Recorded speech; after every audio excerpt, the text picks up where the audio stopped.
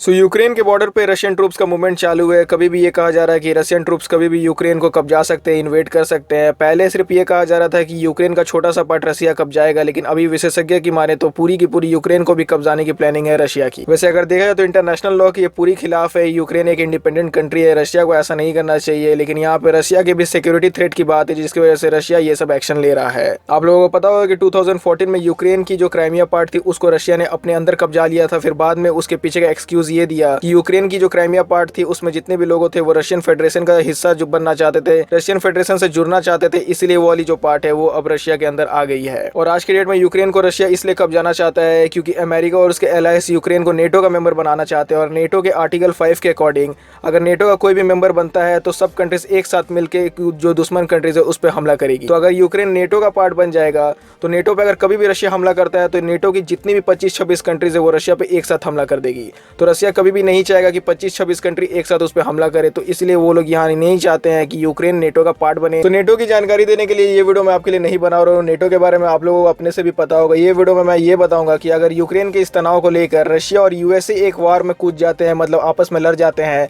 तब पूरी दुनिया में इसका क्या इम्पैक्ट होगा, इंडिया क्या करेगा, यूरोपियन यूनियन क्या करेगा और वर्ल्ड में इसका क्या प्रभाव पड़ेगा अगर ये जो दोनों महाशक्ति है एक वार में कूदते हैं। तो ऑल्दो रशिया यहाँ पे सिर्फ यूक्रेन पे हमला करने जा रहा है, लेकिन यूक्रेन के सपोर्ट में यूरोपियन यूनियन की कंट्रीज है, अमेरिका है। ऑल्दो यहाँ पे लोग बहुत ज्यादा मिलिट्री सपोर्ट तो यूक्रेन को नहीं दिखा रहे हैं, लेकिन फिर भी ये सब जितनी कंट्रीज है ये यूक्रेन के साइड से खड़े हैं। तो एक सीन हम लोग क्रिएट करते हैं यहाँ पे। सिर्फ आप लोग सपोज करिए कि रशिया और यूक्रेन का तनाव इतना ज्यादा बढ़ जाता है जिसकी वजह से यूएसए इस वॉर में अकेले कूद जाएगा, या यूएसए अगर अकेले इस वॉर में आ जाएगा रशिया के खिलाफ, तब क्या हम लोगों को देखने को मिलेगा वर्ल्ड में इसका इम्पैक्ट। सो मिलिट्री के हिसाब से कंपैरिजन किया जाए, ग्लोबल फायर पावर इंडेक्स के हिसाब से कंपैरिजन किया जाए, तो आज के समय में जो सुपर पावर है, मतलब वर्ल्ड में जो कंट्री को सुपर पावर का टैग मिला हुआ है वो है यूएसए।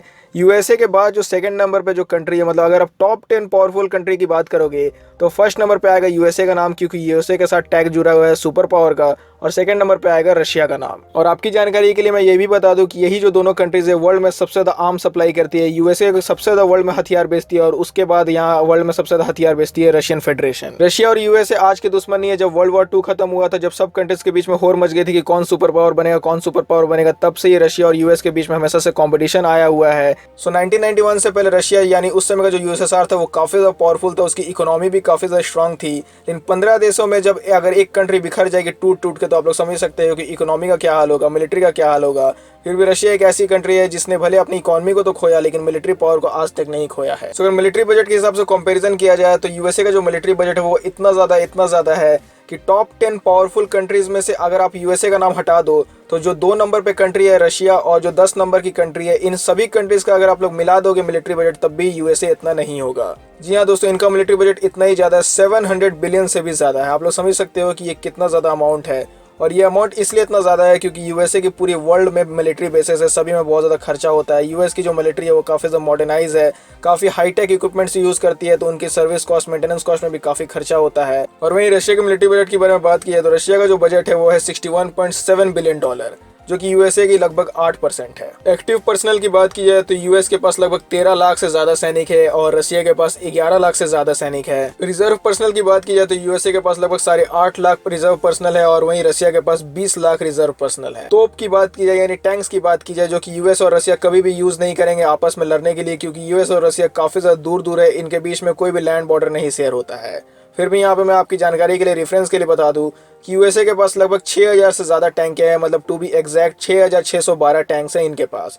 और वही रशिया के पास इनसे डबल टैंक है, क्योंकि रशिया की बॉर्डर भी बहुत सारी कंट्री से लगती है, आप लोगों को पता होगा, जिनकी वजह से इनको लैंड फोर्स में टैंक्स इतने ज्यादा इंक्लूड करके रखने पड़े हैं। रशिया के पास टोटल आज के समय 12,270 टैंक है, मतलब 12,000 से भी ज्यादा टैंक्स है। आर्मर्ड फाइटिंग व्हीकल यूएसए के पास काफी ज्यादा है, लगभग 40,000 से भी ज्यादा, 41,000 है। और वहीं रशिया के पास है लगभग 26,800। सो लैंड फोर्सेस में देखा जाए तो कहीं पे यूएसए के पास नंबर अच्छे हैं, कहीं पे रशिया के पास नंबर अच्छे हैं, लेकिन लैंड फोर्सेस का यहाँ पे कुछ भी काम नहीं होगा अगर यूएसए और रशिया के बीच में कुछ भी वॉर होती है तो, क्योंकि जैसा मैंने आपको बताया कि दोनों देश के बीच में कोई भी जमीनी स्तर पे सीमा नहीं लगती है। रशिया और यूएसए के बीच में अगर युद्ध होता है, लड़ाई होती है, तो यहाँ पे 2 चीजों का सबसे ज्यादा इंपॉर्टेंट क्रिटिकल रोल होगा, वो होगा मिसाइलों का और इनकी एयरफोर्स का। और मैं आप लोगों को बता दूं कि यूएसए की जो एयरफोर्स है वर्ल्ड की लार्जेस्ट एयरफोर्स है। इनके पास जितनी एयरक्राफ्ट है उतना दूसरी कंट्रीज के पास नहीं है। मतलब रशिया चाइना को मिला दिया जाए तब भी यूएसए इतनी एयरक्राफ्ट नहीं होगी। यूएसए के पास लगभग 13,000 टोटल एयरक्राफ्ट है, जिसमें कि फाइटर एयरक्राफ्ट है, मल्टी रोल एयरक्राफ्ट है, अटैक एयरक्राफ्ट है। और वहीं रशिया के पास लगभग 5,500 एयरक्राफ्ट है। जिसमें फाइटर एयरक्राफ्ट की बात की जाए तो यूएसए के पास 461 एयरक्राफ्ट है, रशिया के पास लगभग 800 फाइटर एयरक्राफ्ट है। लेकिन मल्टी रोल एयरक्राफ्ट की बात की जाए तो यहाँ पे यूएसए बाजी मार जाता है रशिया के सामने। यूएसए के पास लगभग 2,417 मल्टी रोल एयरक्राफ्ट है और रशिया के पास सिर्फ है 832।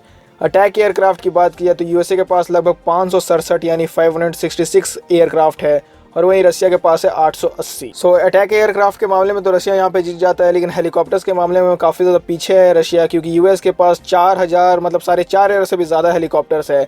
4,741 हेलीकॉप्टर्स है यूएस एयरफोर्स के पास। और वहीं रशियन फेडरेशन की एयरफोर्स के पास है 1724 अटैक एयरक्राफ्ट। और वहीं यूएस एयरफोर्स के पास 5th जनरेशन भी फाइटर एयरक्राफ्ट है, जैसे इनके पास इनकी F-22 रैप्टर है, फिर F-35 भी। और F-35 को तो रनवे की भी जरूरत नहीं पड़ती है टेक ऑफ के लिए, वो खड़े खड़े उड़ जाता है जैसे कि हेलीकॉप्टर उड़ती है। तो अगर नंबर्स के हिसाब से देखा जाए तो यूएस एयरफोर्स काफी ज्यादा आगे है रशिया से, लेकिन रशिया भी यहाँ पे कम नहीं है। रशिया के अंदर बम गिराने में यूएसए को काफी ज्यादा दिक्कत होगी। भले हवा में अगर रशिया और यूएसए एक साथ लड़ते हैं तो यूएसए को थोड़ी सी एडवांटेज यहाँ पे होगी, क्योंकि इनके पास जो फाइटर एयरक्राफ्ट है वो लेटेस्ट जनरेशन का है। अब बात करते हैं यहाँ पे नेवी की। यूएस नेवी और रशियन नेवी को भी यहाँ पे टॉप पोजीशन पे हमेशा प्लेस किया जाता है। अगर पावर की बात की जाए तो यूएस नेवी वर्ल्ड की स्ट्रॉन्गेस्ट नेवी है। तो नंबर्स के हिसाब से चाइना ने इनको आउटपास कर दिया है। चाइना के पास अभी सबसे ज्यादा नंबर्स, मतलब नेवी की संख्या में जितने भी जहाज है, जितने भी सबमरीन है, सबसे ज्यादा अभी है चाइना के पास।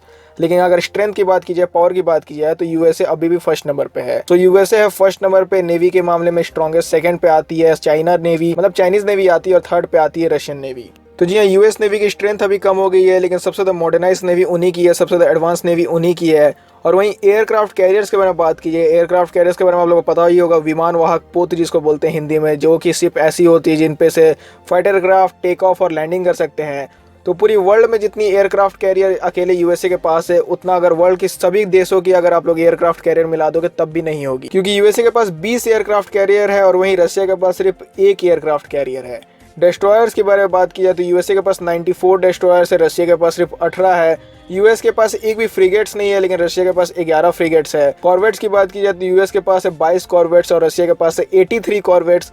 सबमरीन्स के बारे में बात की जाए तो हल्का फुल्का यहाँ पे डिफरेंस है, क्योंकि यूएसए के पास है 70 सबमरीन्स और वहीं रशिया के पास है 59 सबमरीन। तो जी हाँ, यहाँ पे आप लोगों ने जैसा सुन लिया कि अमेरिका के पास 20 एयरक्राफ्ट कैरियर है, जिसकी वजह से ये वर्ल्ड में जितने भी ओशियंस है सभी में वो अपनी मौजूदगी को साबित कर सकता है। एटलांटिक ओशियन हो, पैसिफिक ओशियन हो, इंडियन ओशियन हो, उसके पास इतने एयरक्राफ्ट कैरियर्स है कि 2-2, 3-3 एयरक्राफ्ट कैरियर भी अगर वो हर महासागर में तैनात करता है तब भी उसके पास एयरक्राफ्ट कैरियर बच जाएंगे अपने देश के आसपास लगाने के लिए। और ये भी बात मैं आपको बता दूं कि रशिया और यूएसए के पास वर्ल्ड की 90% से भी ज्यादा अकेले न्यूक्लियर वॉरहेड है।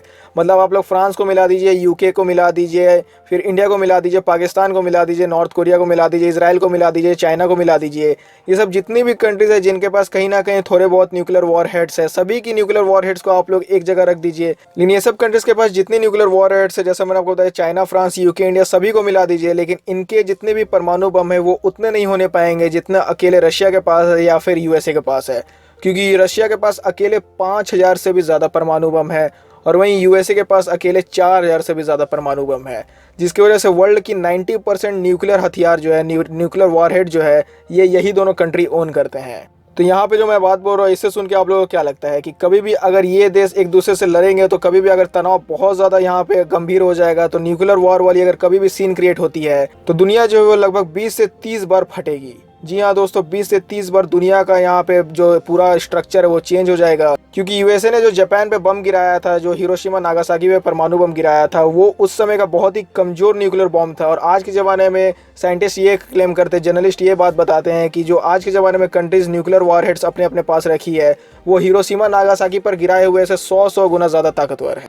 तो रशिया के पास 5000 से भी ज़्यादा न्यूक्लियर वॉरहेड, यूएसए के पास 4000 से भी ज़्यादा न्यूक्लियर वॉरहेड। अगर 9-9, 10-10 हज़ार परमाणु बम अगर दुनिया में फटेगी तो आप लोग समझ सकते हो कि दुनिया का नक्शा का क्या होगा। यूएसए को ये बात पता है कि कितनी भी ज़्यादा उनकी मिलिट्री बजट हाई हो, कितना भी ज़्यादा उनके पास हथियार हो, लेकिन रशिया जो है वो भी एक न्यूक्लियर आर्म्ड कंट्री है और ऊपर से रशिया के पास न्यूक्लियर वेपन्स ज़्यादा है इन कंपैरिजन विथ यूएसए। तो उम्मीद करता हूँ कि ये वाली वीडियो आपको पसंद आई होगी। अगर पसंद आती है तो ज़रूर से लाइक कर दीजिएगा, सब्सक्राइब नहीं किया तो सब्सक्राइब कर दीजिएगा। ऐसी और वीडियोज़ देखना है तो कमेंट्स में बताइएगा भी कौन कौन से ऑटो मेरे को वीडियो बनाना चाहिए। आप लोग वीडियो देखने के लिए थैंक यू।